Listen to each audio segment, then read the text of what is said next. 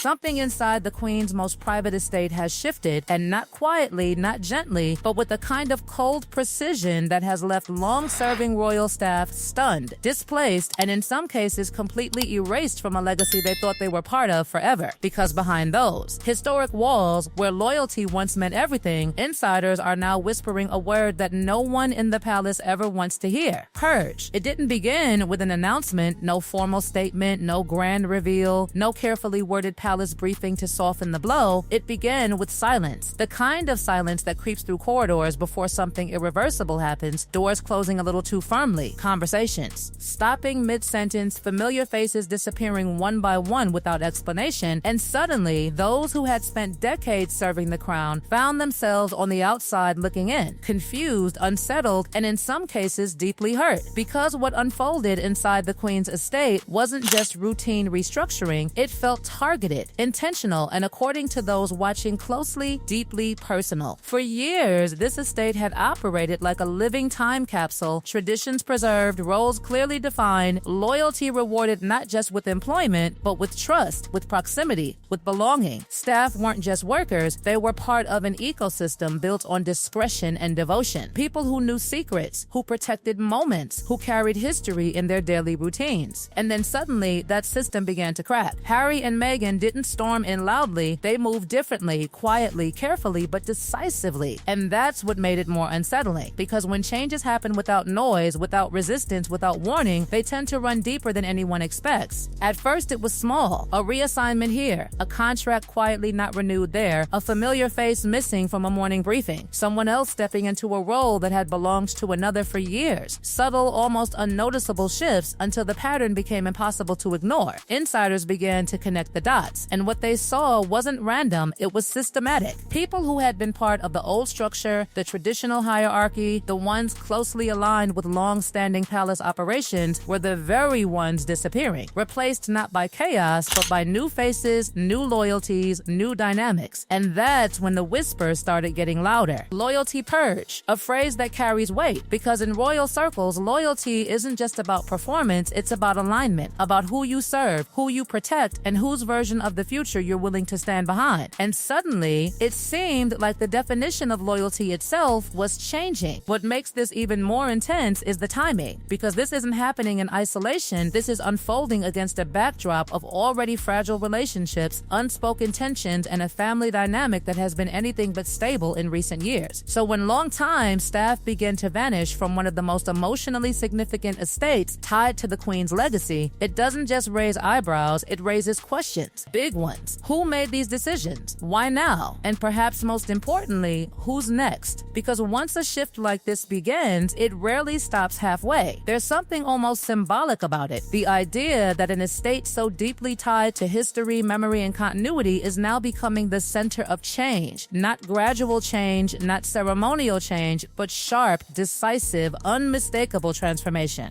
And transformation, especially inside the royal world, always comes with consequences. Some insiders claim that what we're seeing isn't just about staffing, it's about control, about redefining who holds influence within these walls, about reshaping not just operations, but the very culture of the estate itself. Because staff aren't just employees, they're extensions of power, they manage access, they control information flow, they shape the day-to-day reality behind the scenes, and changing them changes everything.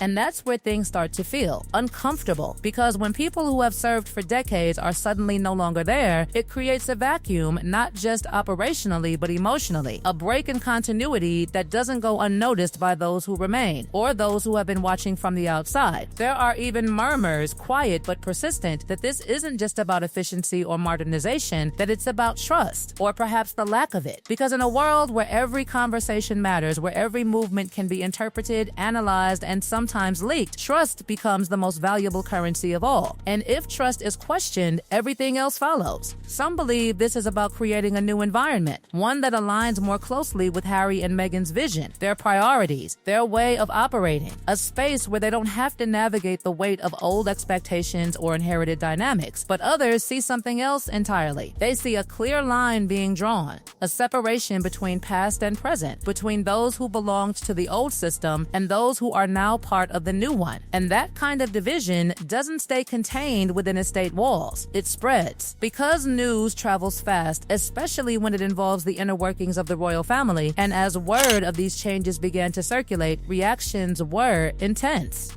Not public, not official, but very real and very telling. There's a sense that this move, quiet as it may have been, has touched a nerve, that it has reopened conversations that were never fully settled, tensions that were never fully resolved, questions that were never fully answered. Because this isn't just about staff, it's about power, it's about influence, it's about who gets to shape the future and who gets left behind. And as the dust continues to settle, one thing is becoming increasingly clear: this isn't the end of the story, it's just the beginning. Because when you start rewriting the rules inside a place built on tradition, the ripple effects don't just stay inside. They echo far beyond. And what's coming next might be even more unsettling than what's already happened. And just when it seemed like the quiet reshuffling had reached its peak, something even more unsettling began to surface. Not through official channels, not through statements or confirmations, but through the kind of hushed conversations that only happen when people are too afraid to speak out. Loud yet too shaken to stay silent. Because those who had already been pushed out weren't just disappearing quietly, they were talking, carefully, selectively, but enough to paint a picture that felt far more deliberate than anyone initially believed. Because what they described wasn't confusion, it was clarity, a sense that decisions had already been made long before anyone realized what was happening, that lists had been drawn, roles evaluated, loyalties assessed, and outcomes quietly decided behind closed doors where no one else was invited, and by the time the first changes became visible, it was already too late to question them. And that's when the narrative started to shift from quiet restructuring to something far more strategic. Because one by one, it became apparent that the people leaving weren't random, they weren't underperforming, they weren't temporary, they were deeply embedded in the traditional structure. Individuals who had served not just the estate, but the institution itself. People who carried institutional memory, who understood how things had always been done, and more importantly, why. So when those people began to vanish from the system, it didn't just create gaps, it erased continuity. And continuity inside a royal environment is everything. Because without it, history becomes fragmented, traditions become negotiable, and influence becomes fluid. And suddenly, what once felt stable begins to feel unpredictable. But here's where it gets even more complicated. Because while the outside world saw this as another dramatic chapter in an already tense royal narrative, those inside began to feel something else entirely. Pressure. A quiet but undeniable shift in atmosphere, where remaining staff started watching their words more carefully, measuring their reactions, second-guessing conversations that once felt routine. Because when change happens this quickly and this quietly, it creates uncertainty. And uncertainty breeds caution. And caution changes behavior, which means the estate itself wasn't just changing structurally, it was changing emotionally. Because the people who remained weren't just adapting to new leadership, they were adapting to a new reality. One where loyalty wasn't defined by years of service, but by alignment with a new vision that hadn't been fully explained, only quietly enforced. And that's where the divide began to deepen. Because for some, this was seen as necessary, a long overdue reset, a chance to modernize, to break away from outdated systems, to build something more controlled, more aligned, more secure. But for others, it felt like something else entirely. It felt like displacement. It felt like replacement. It felt like being quietly written out of a story they had spent their entire lives helping to maintain. And that kind of feeling doesn't just disappear. It lingers. It spreads. And eventually, it reaches places it wasn't meant to reach. Because as these changes continued, the ripple effects began to extend far beyond the estate itself, reaching into the wider royal circle where reactions, though not publicly voiced, were becoming increasingly difficult to ignore because even without official statements, the silence itself began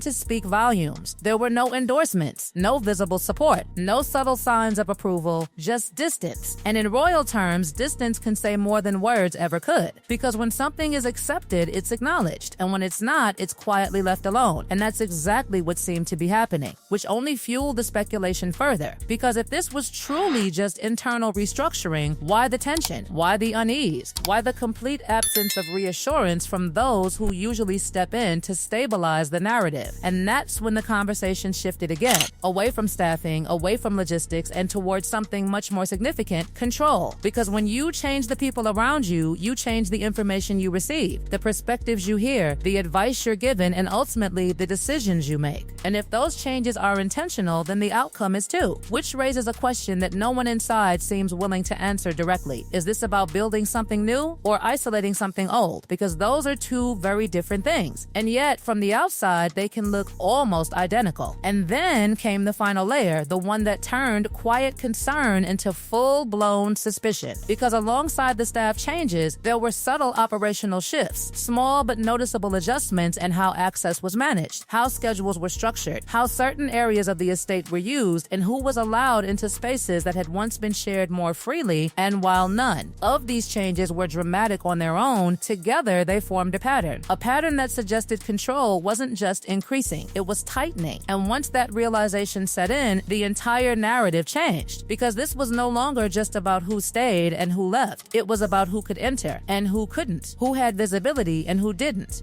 who was part of the circle and who was now firmly outside of it. And that's when the phrase that had been whispered quietly at the beginning started to feel less like speculation and more like reality. A loyalty purge, not loud, not chaotic, but precise, calculated, and deeply effective. Because unlike open conflict, this kind of shift doesn't create immediate resistance, it creates silence. And silence is far more powerful, because by the time people realize what's happening, it's already complete, and the structure they once knew no longer exists. Which brings us to the most unsettling part of all, because if this transformation has already reshaped the internal dynamics of the estate this significantly, then what happens next doesn't just affect staff, it affects relationships, influence, and the very balance of power that has defined this family for generations. Because once you prove that change can happen this quietly, this effectively, there's very little stopping it from happening again. And maybe that's exactly the point. Because in a world where tradition once dictated every move, every role, every expectation, this feels like something entirely different, something controlled, something intentional, something that doesn't ask for permission. And whether this is seen as evolution or disruption depends entirely on where you're standing. But one thing is undeniable. The estate is no longer what it once was. The people inside it are no longer the same. And the story that's unfolding behind those walls is far from over. Because if this was just the beginning, then what comes next might not stay hidden for long. And when it finally surfaces, it could change everything.